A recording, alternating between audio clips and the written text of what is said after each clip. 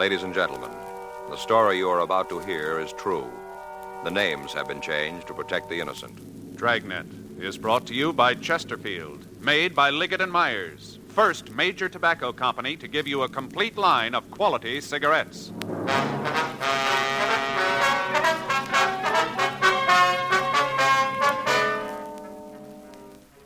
You're a detective sergeant. You're assigned to homicide detail. A young girl has been found in a cheap hotel room, apparently an attempted suicide. There's reason to suspect foul play. Your job, investigate.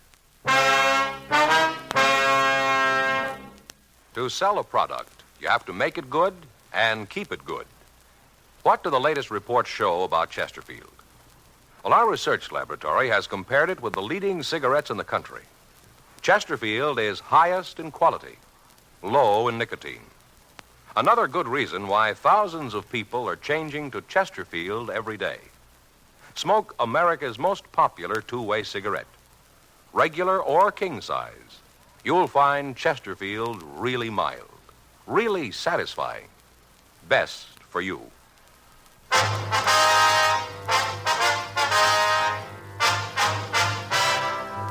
Dragnet, the documented drama of an actual crime.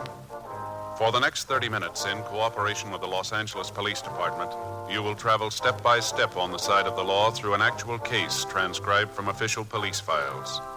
From beginning to end, from crime to punishment, Dragnet is the story of your police force in action.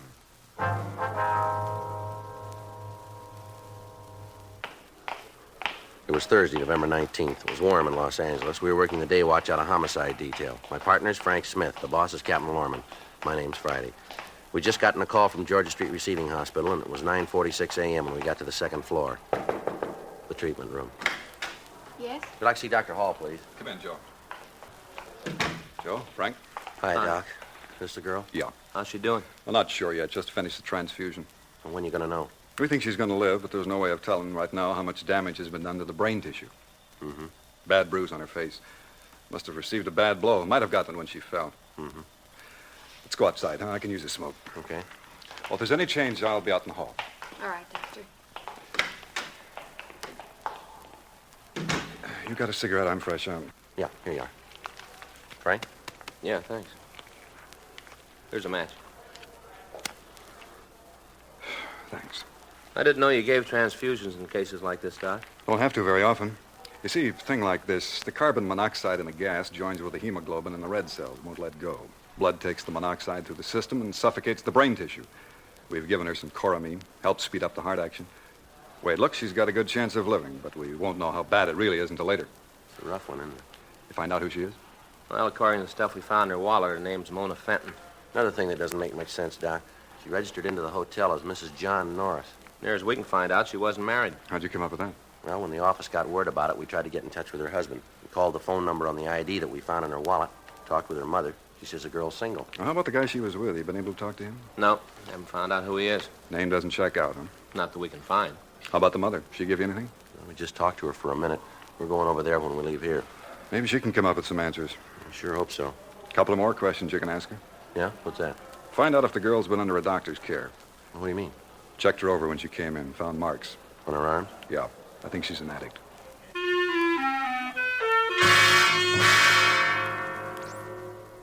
At 8:30 a.m. that morning, a guest in a small hotel on Grand Avenue had thought that he detected the odor of gas in the halls of the building. He notified the desk clerk, and together they conducted a search of the premises. Finally, they ascertained that the escaping gas was coming from a room on the third floor of the hotel. When the desk clerk got no answer to his calls, he used a pass key to open the door. Sprawled across the bed was a girl who appeared to be in her early 20s. The gas heater in the room had been turned on full, and the windows were closed, locked, and stuffed with pieces of torn sheets to keep the fumes in the room. The quick action of the desk clerk had undoubtedly saved the girl's life. While the hotel guest called an ambulance, the clerk turned off the gas, opened the windows, and administered artificial respiration to the girl until the ambulance crew arrived. As an attempted suicide, the homicide detail had to make an investigation, and Frank and I were assigned to the case. After we talked to Doc Hall at Georgia Street Receiving Hospital, we drove down to the hotel where the girl had been found. Right in here. Anybody been in this room since the other officers left? No, sir. Told me to lock it until you could see it. All right, sir. Now, this is just the way you found it, is that right? Well, yes, of course, the gas is turned off, and I opened the windows, but everything else is the same. I see. From what you said on the phone, she came in last night, is that right? Yes, sir. At least that's what the registration book says. They checked in at 10:15. Did you take care of him? No, I was out to dinner when they got here. Who checked him in? Jeff Christensen. Is he around? No, not right now. He'll probably be back tonight. You know where we can find him? I don't know. See, Jeff got paid last night. Got his week's wages. Last I saw him, he's on his way out on the town with some of his friends. Jeff goes out on the town. Maybe we don't see him a couple of days. I see. But you figure he'll be back tonight, huh? Oh, yes. Jeff only worked a couple of days last week, so he ain't gonna go on much of the town. Mm-hmm. Did you see the man Miss Fenton came in with? No, I didn't. They were already in the room when I got back from dinner. I checked the book. I got the money from Jeff before I left. The man must have gone out sometime early this morning. I guess I was asleep. My room's just back of the desk. Fella must have got out while I was asleep. I see. Did you get any calls from the room at all? Not a one. Like I told those uniformed officers we here, I didn't see them at all. Not a people. Matter of fact, I was thinking how nice and quiet they were. But the way the room looks, they sure must have had some sort of argument. Yes, sir. Huh. Would you know if they brought any baggage with them? Matter of fact, I know they didn't. Sure looks like they did some heavy drinking, don't it? Mm-hmm. Yeah. Glasses. That bottle's almost empty. Yeah. I'd rather you wouldn't touch the bottle. Oh, yeah, well, I won't. Say, you talked to the girls' people yet? No, sir, we haven't. But you're planning to see them, aren't you? Yes, sir. Yeah, I wonder if you'd do me a favor. You know when you see a people? Yes, sir. What's that? Well, I don't much mind the dirty glasses and having to straighten the room up. That's all part of the hotel business. But I wish you'd say something about the torn sheets. Tell the people about them. I don't want to cause no trouble, but maybe if they know how about the sheets were all torn up, they'd want to make good on them. You will mention them, won't you? Hmm? Yes, sir. I'll call the office, Joe. Have them send out a crew, see what prints we can lift. All right, fine. Who else has a pass key to this room? Oh, you mean beside me? Yes, sir. Well, ain't nobody. Where's the key kept? That hangs on a nail next to the desk. That big nail there, it hangs right on it. Now, when you came into the room, did you notice if there was anything around the door to keep the gas inside? I don't follow you. Well, you found pieces of torn sheets around the windows, you say. Now, was there anything like that with the door? Oh, yes, I'm with you now, yeah. Now, let me think. As I remember, no, there wasn't nothing there, just around the windows. Mm-hmm.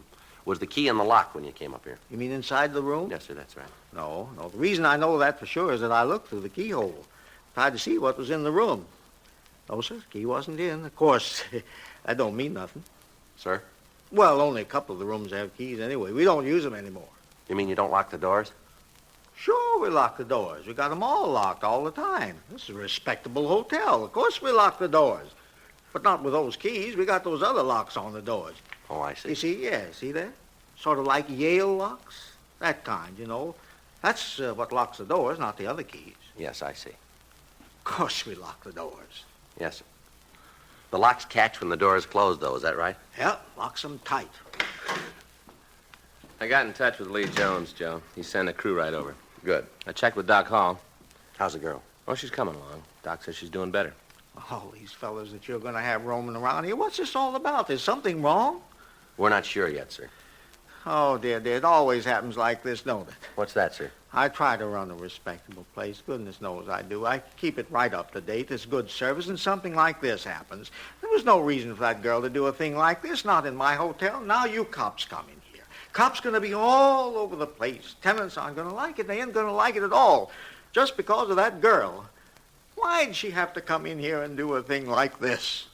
Why'd she have to do it at all, sir?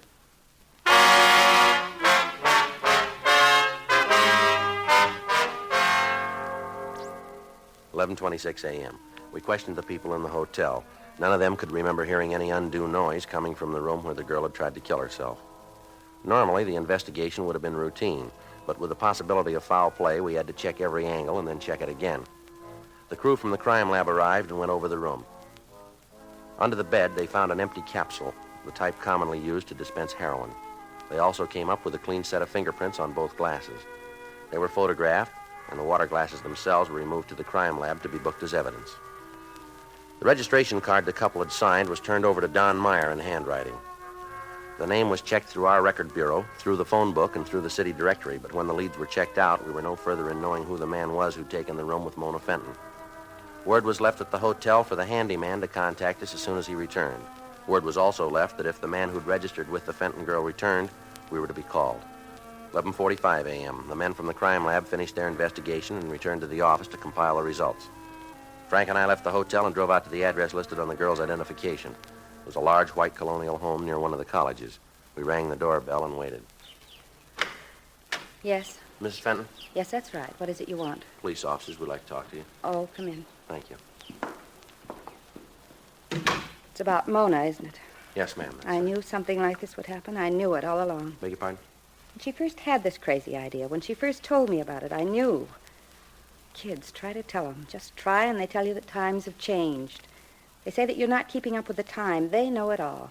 Nobody can tell them anything. Well, what idea is this, Mrs. Fenton? When she wanted to quit school and take the job in that drive-in restaurant, the most ridiculous thing I ever heard of. But nobody could talk her out of it. Lord knows I tried. I knew something like this would happen. I just knew it. Yes, ma'am. Do you know any reason why your daughter might want to take her own life? Are you a policeman, too? Yes, ma'am. I'm Frank Smith. This is my partner, Joe Friday. How do you do? How are you, ma'am? Do you know any reason why your daughter might want to kill herself? It's a little hard to say, Mr. Friday. What's that? Mona and I had quite an argument about her leaving school. It was one of those silly things that starts and gets all out of hand, you know. We both have pride, and neither one of us was going to back down. Mm-hmm. I haven't seen Mona to talk to for over a month. Does she live here, ma'am? Yes, she does, Mr. Smith. But there's an outside entrance to her room. She comes and goes as she pleases. Doesn't eat her meals here, so I hardly ever see her. Mm-hmm. Do you know if she's been under a doctor's care? No, I don't think so. Why do you ask that? Well, is your daughter a diabetic? No, she isn't, Mr. Friday. Well, these questions about Mona and a doctor, what are you trying to find out? Does your daughter have any special boyfriends, Mrs. Fenton? She did have. Who was that? Richard Burdick, nice boy. Mona and he were planning to get married when they got out of school. Then, along with everything else, that just blew up. Everything seemed to go all at the same time. Did your daughter have any trouble with this Burdick? No, nothing you could call real trouble. It's just that they agreed to disagree. It was Mona's idea. Richard didn't want anything to change. He was very much in love with her. Uh-huh. Does he know about this? I don't think so, Miss Fenton. We haven't told him. I don't know what he's going to do when he hears about it. It's going to hit him awfully hard. He's the sensitive type. Does your daughter have any close friends that she might confide in? I suppose she does. She's talked about some of the girls where she worked. Would you give us their names, please? Well, yes, I will. I'll write them down for you, those I can remember. All right, fine. Has your daughter been in good spirits lately? As far as I know, yes. She's always seemed happy enough when I saw her. I told you we haven't said much more than hello the last month, but she seemed happy. Mm-hmm. You said that she broke up with this Burdick boy, is that right? Yes. When was that? It's 6 weeks, 2 months ago. You know what caused it? The job, all the other things. Mona kept making dates with him and then breaking them at the last minute. I guess Richard just got tired of being stood up. Well, did he and your daughter have any arguments that you know of? No. They just decided that it wouldn't work out for them. They just decided to stop seeing each other. Did your daughter have any other steady boyfriends? Anyone that she saw quite a bit of, maybe? Well, there was one boy. He was quite a bit older than Mona. She saw a lot of him the last couple of weeks. You know who he was? No, I never met him. I only saw him once. What if you could describe him for us? No, I'm afraid I can't. He drove by for Mona one night, going to pick her up for a date. Parked out in front and honked the horn. I see.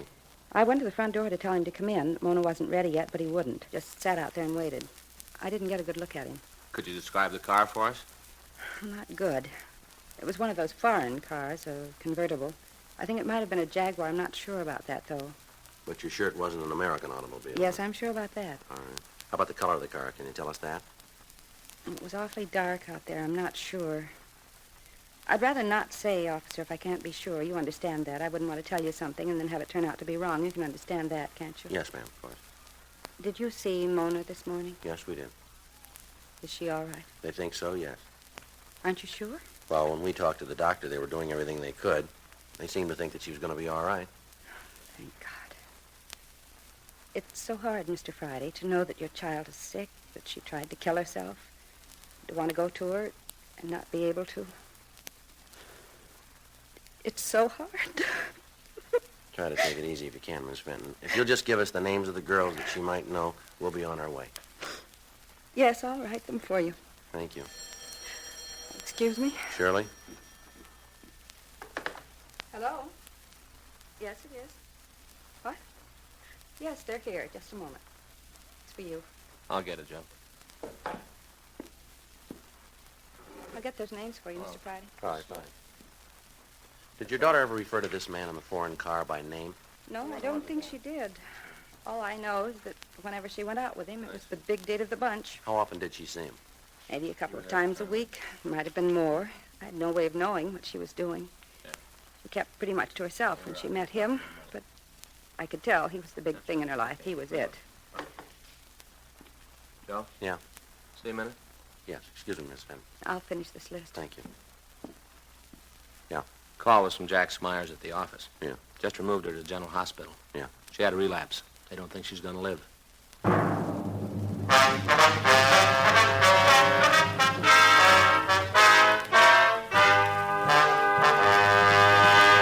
You are listening to Dragnet, the authentic story of your police force in action. There are good reasons why thousands of people are changing to Chesterfield every day. Why Chesterfield is the largest selling two-way cigarette in America. Why Chesterfield is best for me and best for you. People these days want facts.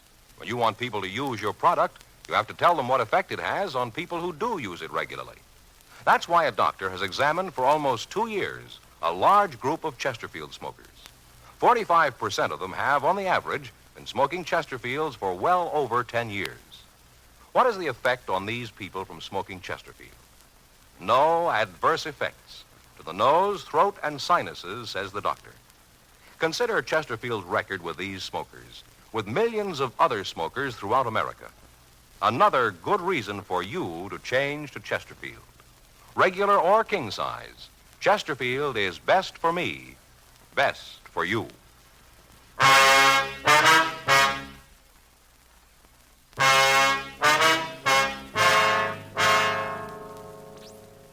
We obtained the name of the drive-in restaurant where the Fenton girl was employed. We also got the names of the girls that she worked with and the address of her boyfriend, Richard Burdick.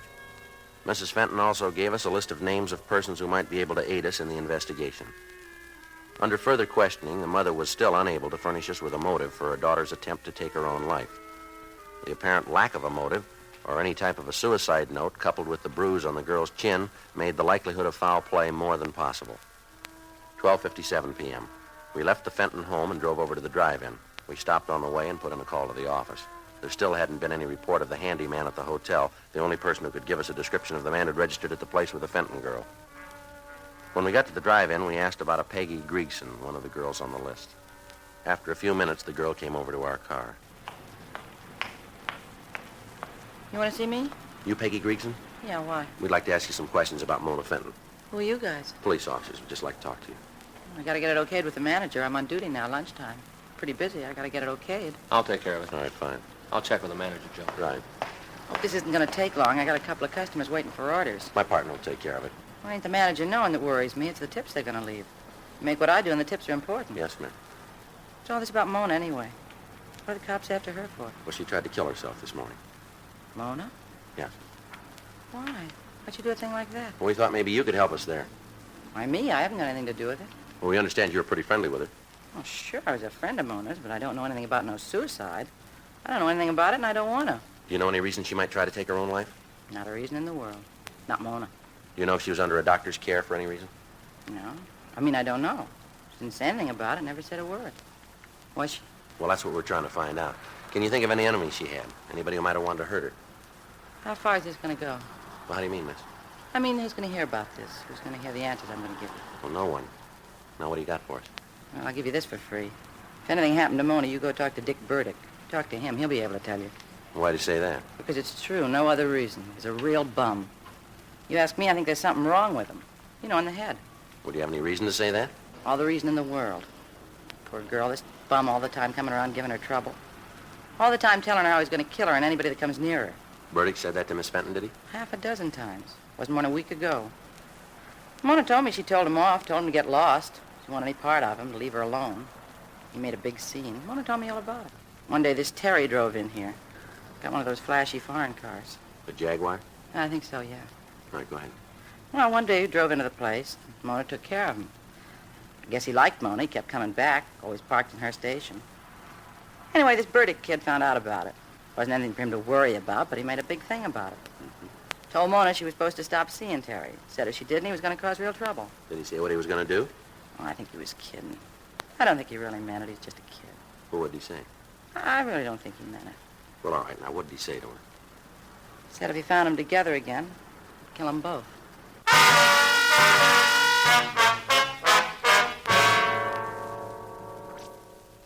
We talked to the other girls in the drive-in. From them, we got the same story about the scenes that Richard Burdick had created. We got more information about the threats that he'd made against the Fenton girl and Terry Hamilton. From one of the girls, we got the address of Hamilton. 2:45 p.m. We left the drive-in and drove over to the address of the girl's boyfriend, Richard Burdick. We talked to the landlady. She told us that the Burdick boy had regular habits. He paid his rent on time. He never had any visitors. She told us that he wasn't in his room at that time, but she said that she'd let us in. In her company, we went upstairs. She unlocked the door, and Frank and I went in. Want to check the bedroom? I'll take the kitchen. Yeah.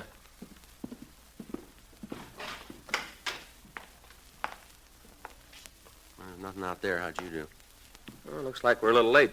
What? His clothes are gone. We checked the room further. Every indication was that Richard Burdick had left the apartment in a hurry. We talked to the landlady again. She could give us no reason for his disappearance. She gave us the name of his employer. We put in a call to them, but they told us that Burdick had failed to show up for work that day. 4:15 p.m. We put in a call to the hotel on Grand Avenue, but the handyman still hadn't returned and there'd been no word from him. We went back to the office and checked the name Richard Burdick through R&I, but we found no criminal record for anybody answering his description. We put out a local and an APB on him. At 4:39 p.m., we got a call from General Hospital telling us that the Fenton girl had regained consciousness and that we could talk to her. Frank and I left the office and traveled Code 2 out to the hospital. The doctor on duty told us that the girl was out of danger, but that she was very weak. He asked us not to get her excited, and he let us into her room. Miss Fenton? Yes, who are you? Police officers. Why can't you leave me alone? Go away. Just a couple of questions we'd like to ask you. I don't want to talk to anybody. Why didn't you leave things the way they were? Why didn't you leave me alone? Well, you've had a lot of people worried, miss. No reason for it. Be better all the way around if things had happened the way I planned them. And you did try to kill yourself. Yes. Who was with you in that hotel room? You mean Mr. Morris? Yeah. It was Terry. It was always Terry. He was going to marry me, then he didn't. He said he would, and he didn't. That way you did what you did? Yes. You use narcotics, Miss Fenton? Hmm? You use narcotics? Yes, that was Terry's idea, too. I think that's all he wanted with me, just to get me hooked so I'd have to do what he said. I think that was the reason. How about this Richard Burdick? What about him? Do you have anything to do with you deciding to take your own life? In a lot of ways. The biggest mistake I ever made was leaving Richard. I thought it was smart, real smart. I was going to show him. Terry said he'd marry me, said he was in love with me. To get you started on narcotics? Yeah. At first it wasn't so bad. I loved him, really I did. Then when I had to have the fixes, he changed. Told me he couldn't give it to me anymore, that I was going to have to pay for it. I tried to tell him that I loved him, but I wanted to be with him. That's why I went to the hotel to talk it over. Try to come to an understanding, some kind of an understanding. Mm-hmm. He said that he didn't want to have anything to do with me, that he wanted no part of me anymore. Said that I was going to have to pay for the H from now on. I didn't have any way to pay for it. He said it wasn't any of his business. Is he a user? Yes. It's all so stupid, all so stupid. Ma'am? The whole thing, I had it real good all the way around. And then I went ahead and ruined everything, tore it all down. Even if I'd have killed myself, it would have been no answer. Not the right answer, anyway. I know that. I know it real well. All right. Can you tell us where we can find this Terry? You bet I can. I want to see him feel like I do. I want him to know what it's like. Will you be willing to meet with him? Make a buy of narcotics for us? You name the time, I'll be there. I'll be there if I have to crawl. All right. You better get some rest now. I guess so. I'm pretty tired. Did you see my mother? Yes, ma'am. Is she real mad at me? No, I don't think she is. Would you call her? Ask her to come and see me. Tell her I'm sorry. Tell her I want to see her. She'll be glad to hear that. I hope so. I got so much to tell her and Richard. So much to tell them both. All right, Miss Fenton. We'll get in touch with her. And you tell me when you want me to call Terry. You tell me. All right, we will. Terrible thing, isn't it? What's that? Terry. He's been around a long time. Must be other girls in the same fix all because of him. Girls who have a bad habit and have to do what he says. Girls like me, terrible. Nobody knows how many. Yes, ma'am. Where's it gonna end? When you meet him.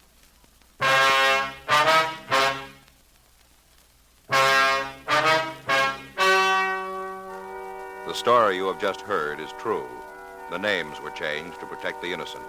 On March 10th, trial was held in Department 98, Superior Court of the State of California, in and for the County of Los Angeles. In a moment, the results of that trial. Now, here is our star, Jack Webb. Thank you, George Veneman. Obviously, it would be impossible for you to question all the Chesterfield smokers that you'd run into, yet we're convinced that you want to know what effect a product has on people who do use it regularly. Well, Chesterfield tells you. Now, you've heard the report from the doctor who's been examining Chesterfield smokers. No adverse effects to the nose, throat, and sinuses from smoking Chesterfield. I think it would make good sense for you to change to Chesterfield today. Smoke America's most popular two-way cigarette. Regular or king size. You'll find Chesterfield's best for you.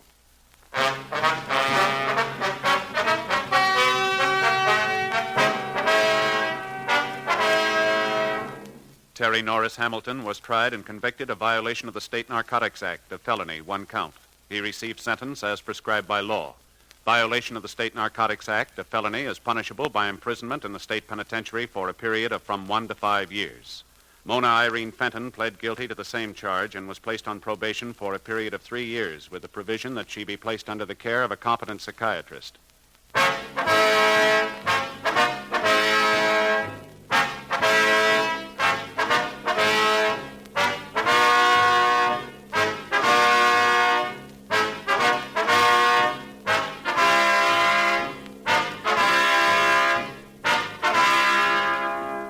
You have just heard Dragnet, a series of authentic cases from official files.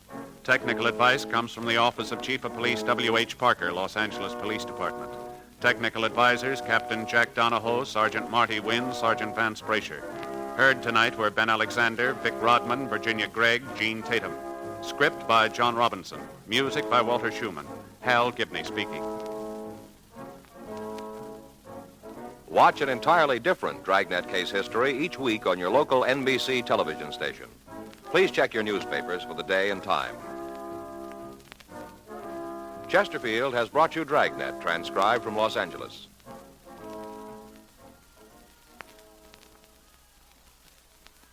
Announcing the best of filter cigarettes, L&M filters. The L&M filter is entirely pure, harmless to health. Filters out the heavy particles in the smoke, gives you more flavor, less nicotine. L&M filters and Fatima with tips of perfect cork, both made and guaranteed by the makers of Chesterfield, Liggett & Myers Tobacco Company.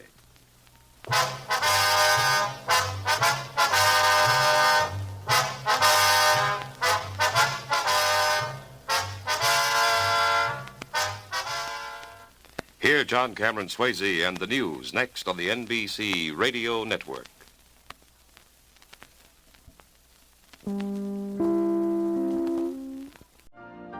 You've been listening to the OTR Gold Network. Find more classic radio at otrgold.com.